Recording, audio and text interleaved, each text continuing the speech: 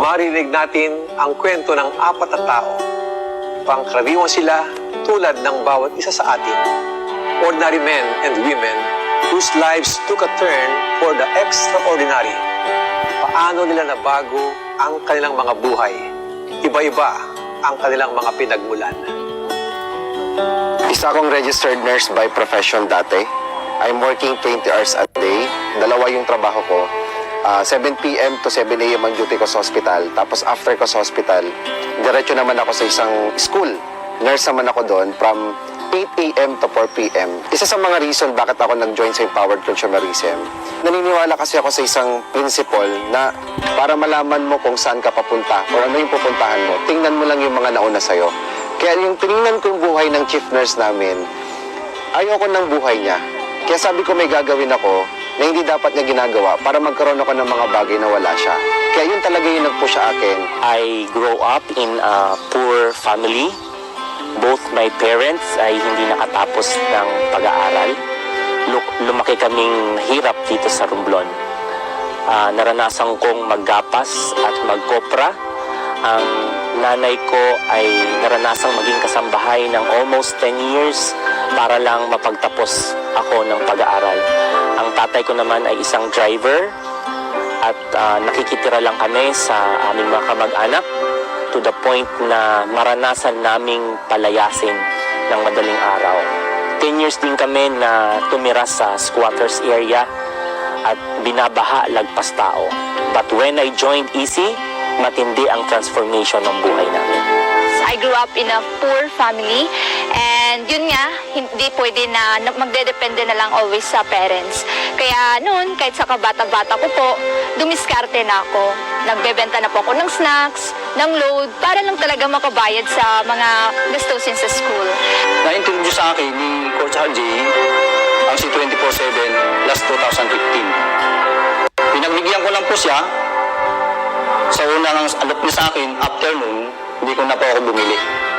After 2 years, 2017, doon po ako na-stroke. Isa ako sa mga basic example ng tao na hindi talaga naniniwala sa ganitong industriya. Pinagtatawanan ko pa sila dati. Nung nag-a-apply na ako nung papunta sa ibang bansa, merong isang babae na nag-text sa akin na sabi niya, "Nurse, okay lang ba mag-date tayong dalawa?" Since crush ko siya, tapos maganda, maputi, so sumama ako sa kanya. So pagkita namin, hindi naman kami nag-date. Ang ginawa sa akin, dinala ko sa isang seminar room. Ang daming tao, and doon ko nakita yung empowered consumerism, and doon lahat talaga nasagot ang misconception ko. And doon ko talaga naiintindihan bakit maraming nagiging successful, bakit maraming nagbabago buhay.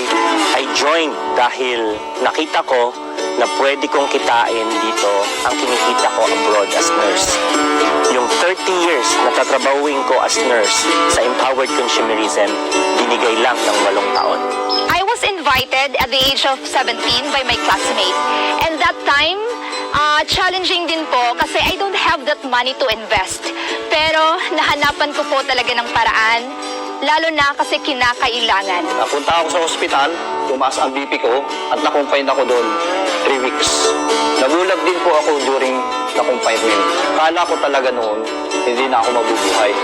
Kasi naputokan ako ng ugat sa utak. Nabalitaan ni Coach RJ, dinalaw niya ako doon, at tinalok niya sa akin uli yung C24/7. Uminom din ako ng Colidus, Vidamax, at Vida Juice. Tinuloy-tuloy ko ang pag-inom nun. Nagpapacheck up din po ako after every month. Okay naman po yung findings ko. After 6 months, unti-unti na pong binawasan yung aking mga gamot. After 1 year, nagpa-check up ako uli. Isa na lang po yung naiwan na gamot ko. Alam ng doktor ko na nasa PPD ang aking supplement na maganda at mabisa. Kaya ininom ko yun ng tuloy-tuloy. Nag-decide ako na sumali sa EC dahil sa product. Although they were living separate and very different lives, each one of them felt the urgent need to free themselves. Ginusto nilang makalaya mula sa kahirapan, sa mahirap at mabigat na trabaho, ngunit di sapat na kita. O di kaya ay makalaya mula sa sakit at karamdaman.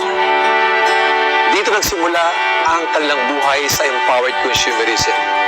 And this journey was met by challenges and negative reactions.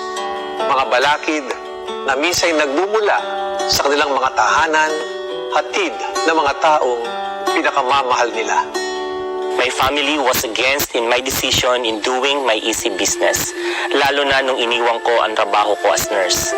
Matindi ang challenges na dinaanan ko. Di ko na-enjoy yung kinikita ko for the first 2 years. Lahat ng kinita ko napunta lang ata sa mga expenses. Ang dami kong rejection. Lumayo mga kaibigan ko kasi akala nila re-recruiting ko lang sila. I almost quit. Kasi that time, nakiusap na talaga yung parents ko na i-quit ko na tong easy. Knowing nakita na nila yung sacrifices ko dito, mas pumayat ako. Tapos sabi nila na pinapagod ko lang yung sarili ko dito. Mas dapat focus na lang daw ako sa pag-aaral. Pero that time kasi, dineclare ko na yung mga malalaki kong goals dito eh.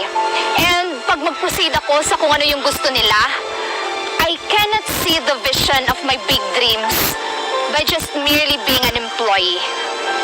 After na makalabas ako ng hospital, nag-join po ako. Paglabas ko, nag-avail ako ng 3 heads. Nag-active din po ako sa EC after 1 year, 2017 and 2018. Nasa bahay lang po ako noon kasi bawal pa akong lumabas. Nagsishare na rin po ako noon ng product. Pinupuntahan ko kahit mahina pa ako, basta kaya ko. Struggle ko po, mga kamag-anak ko na hindi naniniwala sa akin. Hindi ko tiningnan yun. Tiningnan ko ang mga pangarap ko. Ang dami ko ding struggle na na-experience sa journey ko. Pero hindi ko siya tinatawag na struggle. Ang tawag ko sa kanya, adjustment. Noong 2014, when we are hit by a typhoon sa Sorsogon, biglang nilipad talaga yung bubong namin during typhoon. And talagang nabasa lahat ng gamit. Yun ang pinaka-downest moment ko sa journey ko sa pag-network. Down ng mga leaders ko. Hindi ko rin yun alam ang gagawin ko kasi talaga nasira yung bahay namin. Kailangan na ng support ng family ko din. Tapos kailangan din ng support ng leaders ko. So hindi ko alam kung paano sila i-juggle kasi ang savings ko nun talagang konti lang talaga. And na-experience ko talaga na natutulog tapos kitang-kita mo yung langit, kitang-kita mo yung mga stars. Yun na yung turning point ng life ko noong 2014. Kasi dahil doon and dahil din sa mga na-experience ko, and doon ko na-realize na kailangan pala siya pagdaanan. Kailangan pala siya maging part ng journey mo. Kasi doon ka imomold into a better person. Doon imomold yung personality mo, doon imomold yung character mo. Para pag binigay sa iyo yung blessings ni God, para pag binigay sa iyo yung success, ma-handle mo siya ng maayos at papasa mo din sa iba. At this point, I now invite you to listen even more closely. Pakinggan natin kung paano nila hinarap ang mga hamon na ito. And let us discover how they achieve the freedom to live the life that they have been dreaming of. Nagkaroon ako ng vision. Nagkaroon ako ng vision na yun ang mga nangyari ngayon sa akin. This is just a vision before na pwede ako magkaroon ng sasakyan, pwede akong magkaroon ng housing lot, pwede akong kumita ng malaki, tapos kasama ko lang yung mga mahal ko sa buhay. Kaya yun talaga yung nagpa-stay sa akin dito, yung vision ngayon. And I'm so thankful because ngayon, yung dating vision lang, pero ngayon, nangyayari na ngayon sa buhay ko. Na-experience ko na yung lifestyle na dating sinasabi lang nila na ito yung pwede mo ma-experience. Ngayon, nangyayari ngayon sa akin. Never talagang pumasok sa utak ko na magkita ko. Kasi wala nang opportunity sa labas na pwede mo makuha yung mga pangarap mo, nakasama mo yung mga mahal mo sa buhay, na nandito ka lang sa Pilipinas. Kaya sabi ko sa sarili ko, bakit pa ako pupunta sa ibang bansa? Pares lang naman, mag-e-effort ako, mag-sakripisyo ako, magbibigay ako ng oras. Malaki nga naman ang kikitain ko, yun nga lang, malayo ako sa mga mahal ko sa buhay. Pag ako nagpa-apekto sa mga taong hindi sumusuporta sa akin, saan ako pupulutin? Wala na akong babalikan dahil nag-decide ako na mag-full-time sa Empowered Consumerism. Yun yung time na gusto ko na mag-quit. May mga grupong nawawala sa akin and I experience yung puyat. Uuwi ako ng madaling araw na. Yung mama ko nag-worry na sa akin kasi sabi niya, anak, baka mabaliw ka na. Wala na sa oras yung pagkain ko, puro na lang power. But I gave my best for the first to second year. I decided to stay dahil malinaw sa akin kung saan ako pupunta sa ginagawa kong desisyon. Pag sumuko ako, sigurado yung hirap ng buhay namin magpapatuloy lang. nagstay ako dahil alam ko na mag-prosper ako at may magandang mangyayari sa akin dito. So I decided to stay. I also had my downlines na mga kabataan din na sobrang laki din ng pangarap and they also took their sacrifices. And question ko sa sarili ko, ako mag-quit? Ako pa yung reason bakit sila nag-grab sa opportunity na to.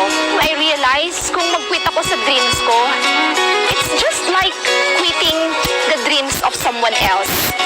Kaya yun, naging mas matured ako that time. Hindi lang ako nag-focus sa sarili ko. Yes, meron mang maraming sacrifices, hard works, bullies, negativities. Pero that time, inintindi ko na lang talaga. Kasi for me, it's better to understand than to be understood. Lalo na pag wala ka pang resulta. Hindi ko masyadong alam ang online. Pero laking pasasalamat ko at nandyan yung mga upline ko na sumuporta at tumutok sa akin para malaman ko yung online. Part-time ko lang pong ginagawa. Pero ang plano ko po, lifetime ko pong gagawin ang easy. Dahil alam ko, pag nasa easy ka, may patutunguhan ka. I just enjoy the process in doing the business. Unti-unti kong naramdaman ang pagbabago after I experienced that hardship. First check ko was 54,000 pesos and that made me decide to do easy full-time. After 6 months, I bought my first car in 2012 and that was Hyundai Elantra. I was awarded as Millionaire Circle member on my 10th month, same year. And after a year, I bought my second car, the Montero Sports.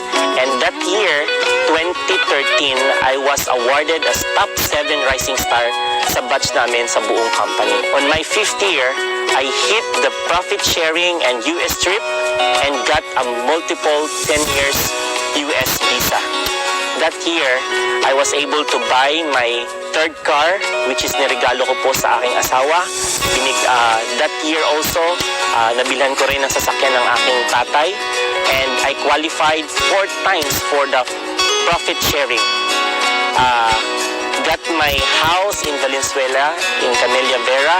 And I have 2 BCO Valenzuela and BCO Romblon. Nagpapagawa ko ngayon ng bahay dito sa Romblon for my parents.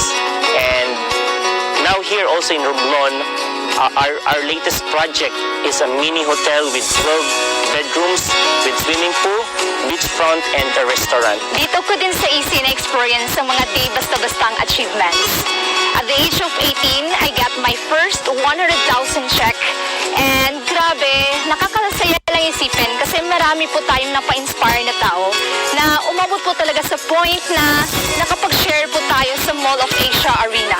Naging MCM din po tayo at nakapagkuha ng ating 1.1 million check at the age of 19 at nakapag-reserve ng ating sports car. Kung dati man ay pinagalitan ako ng parents ko, ngayon, I made them proud. Sobrang na-appreciate ko talaga yung empowered consumerism kasi dati nagko-commute tapos ngayon nagda-drive na ng sasakyan, yung dating hindi nakakaipon, yung sakto-sakto lang yung kinikita pero ngayon nakakapag-save na ng 100,000 pesos per month.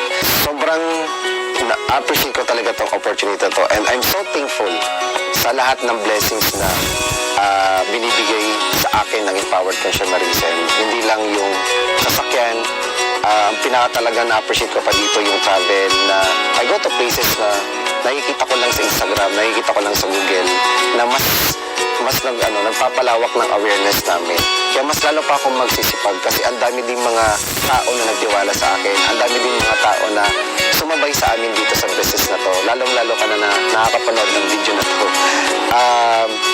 Isa sa mga naging passion na namin and of course, isa sa mga naging advocacy namin na mas marami pang taong matulungan, mas marami pang taong makuha din yung mga pangarap nila through empowered consumerism.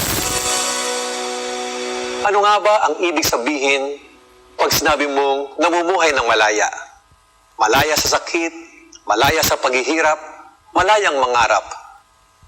Freedom means different things to different people. But gratitude and endless learning are common in these successful people's stories. Sobrang laki ng changes. Parang hindi ako makapaniwala. I really thank the Lord for giving Empowered Consumerism, especially to the BOD who created this company. Doc Ed, Sir John Asperin, Sir Francis Miguel, Dr. Connie. Ito po ay lagi kong sinasabi. Easy is not just about money, not fame, not just about power. Easy is all about freedom. Babaguhin ang buhay mo regardless of your past or mahirap ka man. Babaguhin ng easy ang buhay mo. To the person who brought me here, the Alburo family, Apmon, Abet, Jazel, Brother Dan Aquino, and to my leaders and community all over the world. Kung wala sila, wala rin ako dito. To my wife, Janet Cometa Mortel, sa aking mga anak, at sa aking pamilya, maraming salamat po. Enrolled na rin po ang aking asawa at mga anak. Hanggang ngayon nagtuloy-tuloy na po ako sa pag-inom ng product. Now, I am enjoying the freedom of having a good health. Freedom of enjoying my extended life. Thank you to the owner of AC, to Dr. Ed Cabantog, to Mr. John Asperin, to our vice presidents and the management teams for that grabbing innovation sa online, from shifting from offline to online. Thank you din to my mentor for molding us, lalo na sa mga kabataan, na mas naging competent kami to do the business. And sa Universal Alliance, sa Explosion Worldwide, and to my Supreme Empire, thank you for believing in me. I came from zero balance to multi-millions. Hindi lang sa financial yung naitulong dito, but also yung mas importante sa lahat, yung freedom. Yung tipo na you had the freedom to do what you want, the freedom to buy what you want, to eat what you want. Kasi dati I don't have any option at all. Mahirap maging mahirap. So thank you so much, Easy. Me, as a 20-year-old girl, a silent dreamer before, is now part of those people na nagpapa-inspire at nagbibigay inspirasyon sa iba. It is a big privilege for me that at this very young age, binago nyo yung buhay ko. Thank you sa lahat ng bumubuo ng Empowered Consumerism, lalong-lalo na sa lahat po ng mga PODs, kina Doc Ed, Sir John, and Sir Francis Miguel, kina Dr. Connie. So thank you so much po for giving us this opportunity sa lahat ng bumubuo ng management team, sa mga training team, sa lahat, sa Speakers Bureau, and sa lahat po ng staff ng Empowered Consumerism. So thank you so much, lalong-lalo na po sa service na binibigay niyo po sa amin. And of course, sa lahat ng naging mentors ko dito, kina mentors Joseph Lim, Jackie Concepcion, Elman Tipanyo, and June Maceda. So thank you so much for your life, and of course for coming to my life na sobrang ang dami niyo pong naitulong talaga sa akin kung nasan man po ako ngayon. Of course, gusto rin magpasalamat sa family ko. Sa lahat po ng mga nanonood do, sino ba naman ako dati? Katulad mo lang din ako na walang alam pagdating sa business na to. Naniwala lang ako sa sarili ko, naniniwala lang akong kaya ko, at naniwala lang ako sa Empowered Consumerism na ngayon po isa na sa mga nabago ang buhay at nararanasan po yung freedom, yung time freedom and financial freedom na naging promise po sa amin ng company. Four very different people. Four very different stories. Yet, they have one thing in common. Lahat sila lumaban. Lahat sila nagdesisyon. All of them chose Empowered Consumerism. All of them chose